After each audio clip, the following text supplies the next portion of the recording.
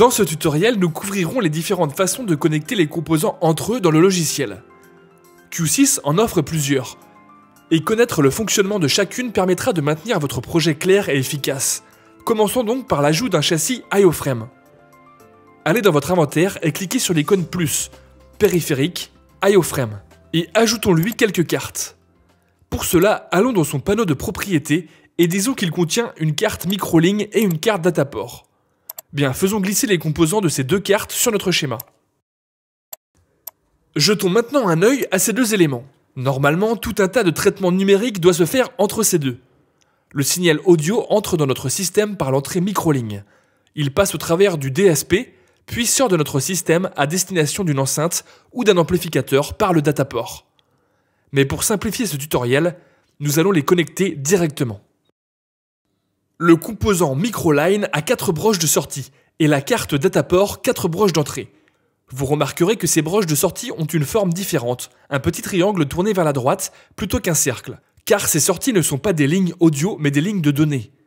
Et Q6 ne vous permet pas de connecter ensemble deux composants qui ne correspondent pas.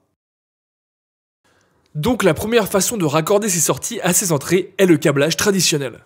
Vous prenez simplement une broche, la tirez sur la broche suivante et voilà, vous avez une belle ligne courbe qui les relie. Vous pouvez tirer les lignes une à une ou plusieurs à la fois. Vous pouvez saisir toutes ces broches de sortie et les tirer sur les broches d'entrée. Elles se connecteront automatiquement aux entrées appropriées. Maintenant, si vous n'aimez pas cet aspect de câble souple, vous pouvez cliquer n'importe où sur le câble et créer un angle. Vous pouvez le tirer ailleurs et disposer la ligne comme vous le souhaitez. Vous pouvez créer autant d'angles que vous le voulez, vous pouvez même cliquer sur un angle et le supprimer si vous ne l'aimez pas. Et continuer vos modifications jusqu'à l'obtention du câble souhaité. Mais cela semble un peu fou, donc revenons à cette jolie courbe. Mais parfois, dans un grand projet compliqué, vous ne voulez pas avoir tous ces câbles en travers. Donc vous pouvez utiliser une autre façon de connecter les composants entre eux avec le nom des signaux. Je vais donc supprimer ces câbles. Pour nommer les signaux, vous pouvez cliquer sur n'importe quelle broche, presser la barre d'espace et saisir le nom de votre choix pour votre signal. Je vais utiliser Mic Channel 1 et presser Entrée. Vous pouvez alors aller sur la broche à laquelle vous voulez le connecter. Pressez à nouveau la barre d'espace et saisir le nom. Vous remarquerez qu'avant même d'avoir fini la saisie, les noms des signaux disponibles s'affichent pour choisir parmi eux. Vous avez peut-être aussi remarqué que tant que la connexion n'est pas terminée, l'étiquette de nom de signal le signale par son bord en dents de scie.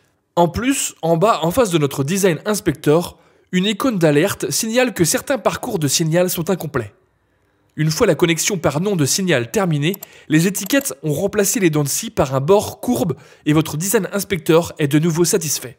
Tout comme en câblage traditionnel, vous pouvez créer plusieurs noms de signaux à la fois. Donc, supprimons ceci.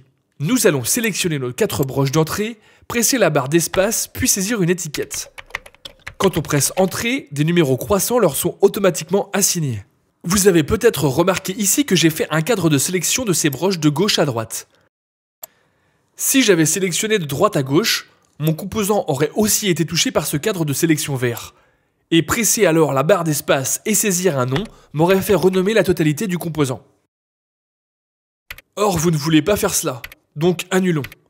Maintenant, pour copier ces noms de signaux, sélectionnez-les tous, pressez CTRL-C pour les copier, sélectionnez les broches auxquelles vous voulez les connecter et pressez CTRL-V. Vous avez à présent des noms de signaux bien terminés. Parfait, pourquoi ne pas faire une petite pause et vous pourrez enchaîner avec la suite lorsque vous serez prêt.